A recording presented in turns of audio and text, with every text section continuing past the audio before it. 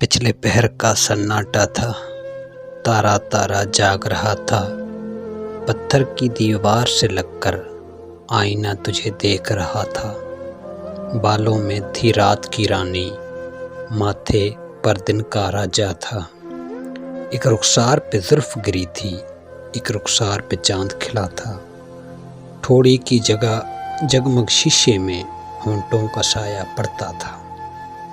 चंद्रकिरण सी उंगली उंगली, नाखून नाखून हीरा सा था। एक पाँव में फूल सी जूती, एक पाँव सारा नंगा था।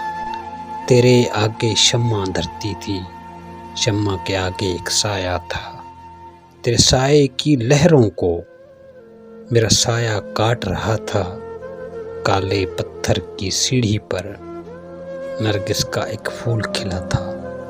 तारा तारा जाग रहा था, पिछले पहर का सन्नाटा था।